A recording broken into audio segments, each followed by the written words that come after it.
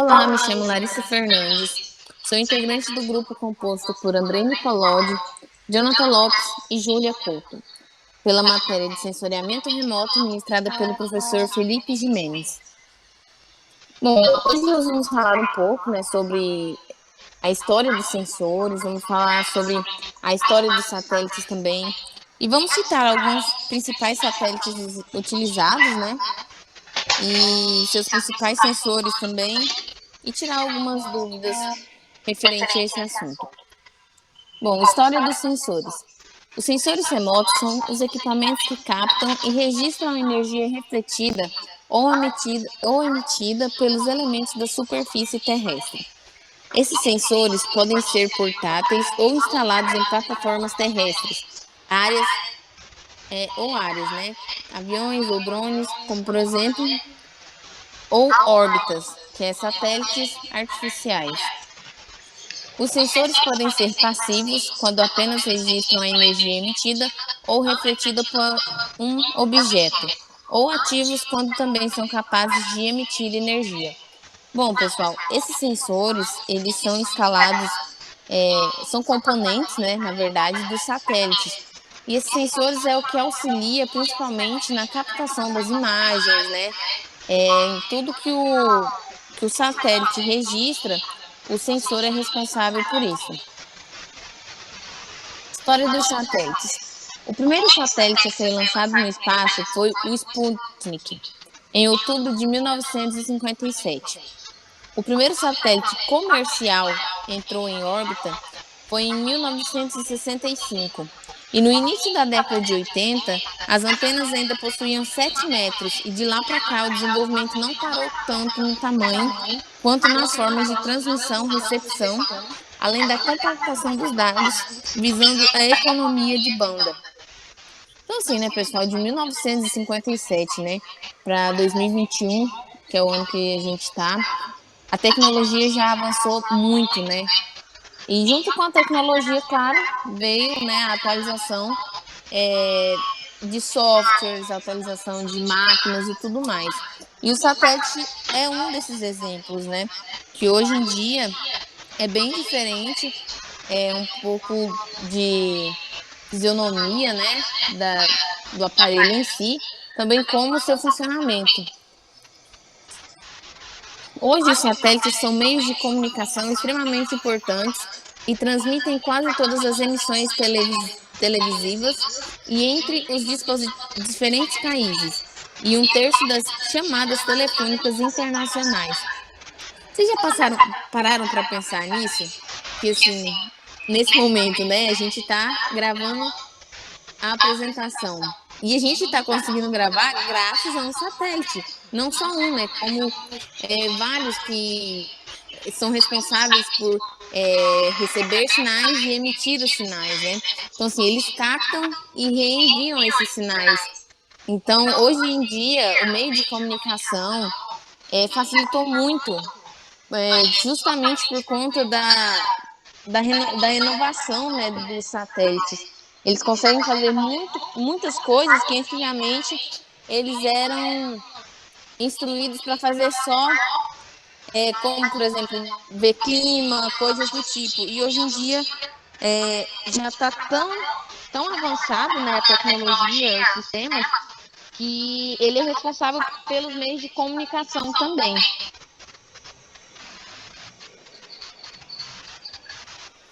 O sensoriamento remoto vem de uma extrema importância como alternativa para estudos, pesquisas em diversas áreas, auxiliando no avanço da tecnologia espacial em diversas áreas da pesquisa.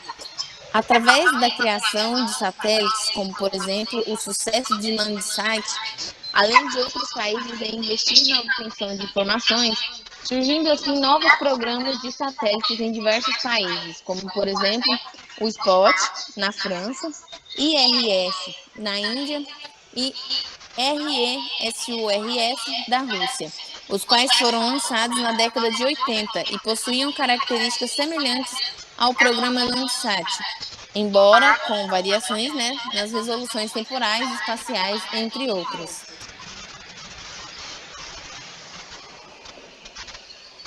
Satélite Terra.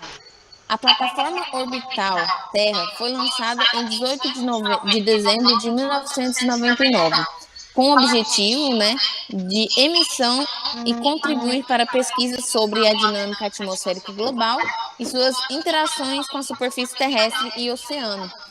E nessas três esferas, a plataforma Terra contribui para pesquisas que são sobre a atmosfera, que é referente a fluxo de energia radioativa, composição de troposfera, aerossóis, temperatura e a umidade e a nebulosidade. A outra é superfície terrestre, que são as mudanças na cobertura e no uso das terras, dinâmica das vegetações, dinâmica da agricultura, temperatura da superfície, ocorrência de queimadas e eventos vulcânicos. E dos oceanos, que é a temperatura da superfície, o fitoplâncton e a matéria orgânica dissolvida. Nas regiões polares, o satélite também obtém informações, né, sobre as mudanças na cobertura de gelo da Terra, o gelo do mar e a cobertura da neve.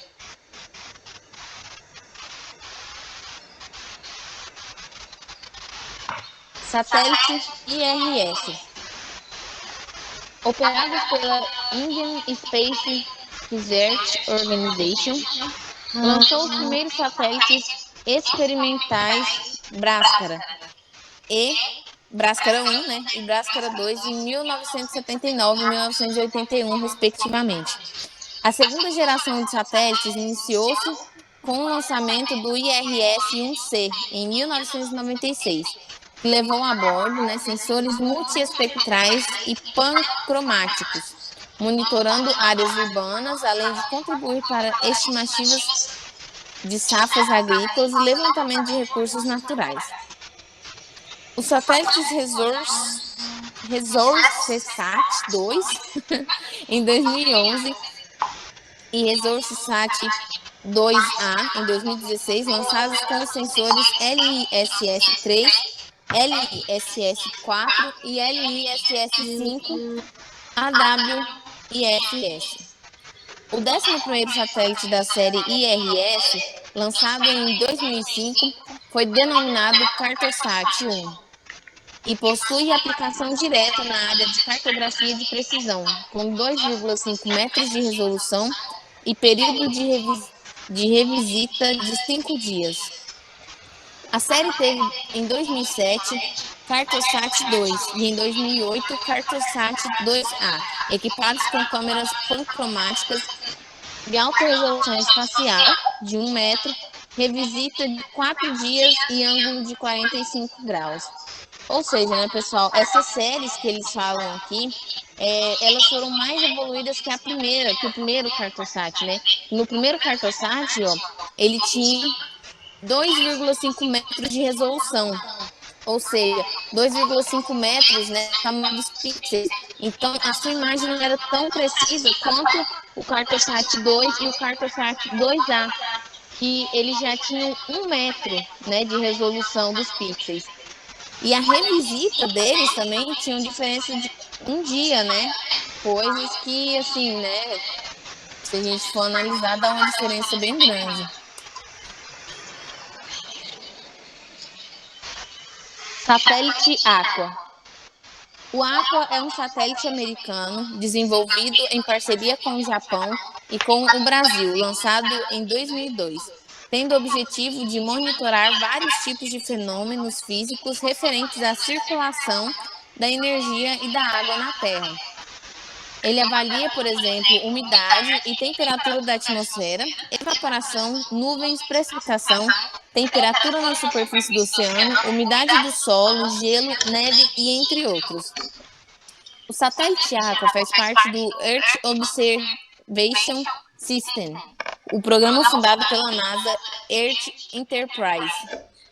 Ele possui, ele possui, né, 100 sensores denominados de AIRS, AMSUA, HSB, AMSRE, MODIS e SERES.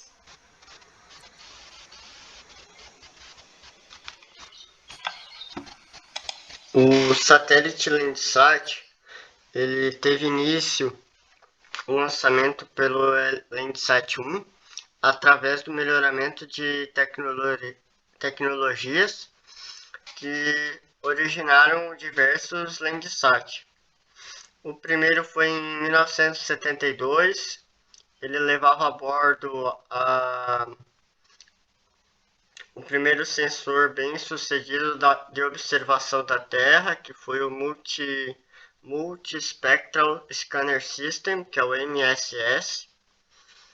E com isso surgiram outros Landsat, né? Como por exemplo o Landsat 4, que teve o Thematic Mapper, um sensor bem conhecido, que foi criado em 1982. Já em 1984, o Landsat 5 entrou em ação com o mesmo sensor, um pouco mais melhorado, e foi até 2013. Em 1999 também lançaram o Landsat 7, que levava a bordo um sensor novo, que é o Enhanced Thematic Mapper, que era um melhoramento dos outros sensores que foram utilizados. E o Landsat 8, que foi lançado logo após, que é o que está até hoje em órbita, com a substituição dessa série do TM para o OLI, né, que é o Operational Land Imager, que é o entretenimento das faixas espectrais e a inclusão das bandas costeira, aerossol, termal e cirrus, usado nos dias atuais.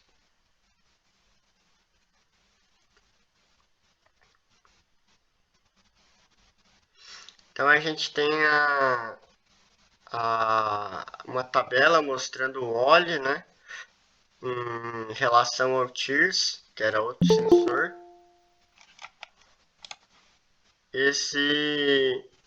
Esse sensor ele mostra diversas bandas, então vai da banda 1 ao banda 9, e o TIRS ele assume a banda 10 e a banda 11, né? Então cada uma delas tem uma coloração e juntando essas colorações nós vamos ter resolução espectral diferentes. Já a resolução espacial deles, da banda 1 ao banda 7 já são 30 metros, banda 8 a banda 9, o banda 8 é 15 e o banda 9 é 30. E o banda 10 e o banda 11, que seria um infravermelho termal que fica no TIRS sensor, seriam de 100 metros. E aí nós temos a resolução temporal dos 16 dias, assim como a radiométrica, e a área imagiada dele, que ele acaba pegando, acaba tirando foto e fazendo outros trabalhos, que vai ser de 170 por 183 quilômetros. É uma área bastante grande.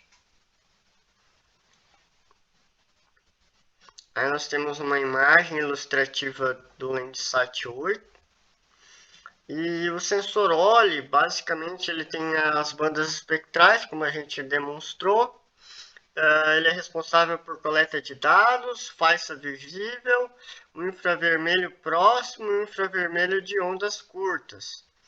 Assim, nós temos, graças ao avanço da tecnologia até os dias de hoje, nós temos os sensores experimentais da NASA que foram introduzidos no sensor OLE, então isso melhorou bastante, como a quantização de 12 bits, a entrada em operação do sensor a bordo do Landsat 8, que permite a continuidade dos trabalhos do sensoriamento remoto na missão do Landsat, que desde 1970 o pessoal tem investido bastante em satélites, né? E o Landsat 8 é como vamos dizer, um dos fenômenos, né? Um dos melhores que foram lançados até hoje. Então a gente tem o satélite Spot, que ele foi projetado, criado na década de 70, que é o CNES, o pessoal responsável vai ser os países, a Suécia e a Bélgica, são dois países da Europa. É uma série de 7 satélites, cada um com algumas gerações. Os 3 primeiros que fazem parte da série Spot foram lançados em 1986, 90 e 93. Um a cada, vamos dizer, 3, 4 anos, mais ou menos, né? Levaram a bordo sensores HRV idênticos, eram os mesmos sensores.